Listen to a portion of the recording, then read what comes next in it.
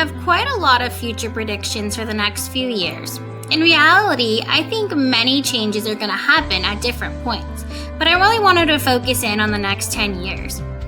I think it's fair to say our education system will be continuing to engage in a shift of cultural and learning strategies.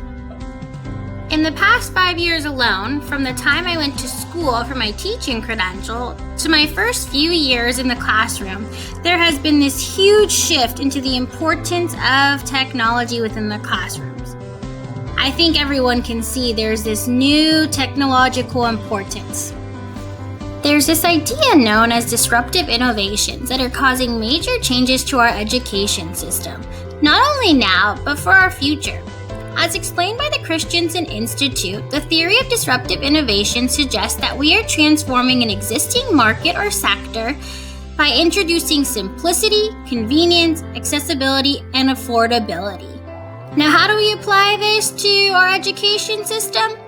Well, disruptive innovations are not necessarily breakthrough technologies that make good products better. Rather, they are innovations that make products and services more accessible and affordable. So, when we're thinking about the future, these innovations will help make education more accessible to all learners, which is ultimately always our goal as educators. In one of our recent readings titled 4 Disruptive Education Technologies Poised to Change Higher Learning, they focused on some really important technologies that I think are going to have a pretty significant impact on future of learning. Virtual reality is one of the newest innovations. Virtual reality has a more drastic impact on the gaming and entertaining industry. However, my predictions is going to have a very important impact on education. Virtual reality lets students visit these unthinkable scenarios that they would otherwise never have the opportunity, like looking at streets of a city in a completely different country. My favorite thought about virtual reality is how it will allow lower-income schools to take virtual field trips to help enrich student culture and understanding of the world around them. I recently went and volunteered in an inner-city school, and we were talking about the beach and sun safety.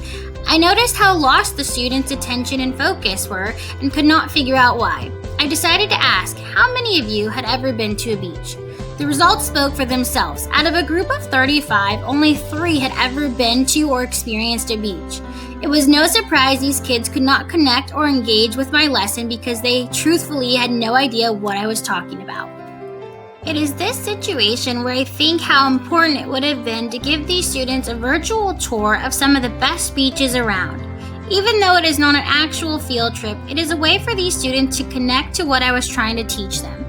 They would have been engaged and would have been able to really understand the sun safety of the beach. As the Christensen Institute describes, disruptive innovations is the catalyst for bringing about more equitable access to high-quality education. I think this idea is pretty clear. Although our education system strives to be equitable, we know that students from different areas receive different resources due to the wealth of the neighborhood. These innovations then are meant to level the playing field and help close the achievement gap of students from different areas. Changes. I anticipate one of the biggest changes we will see is a lot more flipped classrooms within the next 10 years. There is no one specific model for a flipped classroom, which allows for a lot of flexibility and creativity on each teacher's part. However, in general, they follow this format.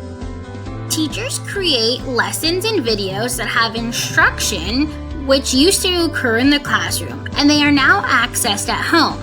This then leaves the classroom to become a workspace for inquiry-based problems, collaborative learning, and more hands-on application. This drastically changes the whole educational model. Second, as teachers, we personalize every aspect of our education system to fit the needs of students. Perhaps this is my wishful thinking, but I believe that state testing will soon become less standardized. It does not make sense for our classrooms to be individualized, but our tests to be one size fits all. I believe there is a lot of research and pushback now from parents that within the next 10 years, we will see changes in these mandated tests.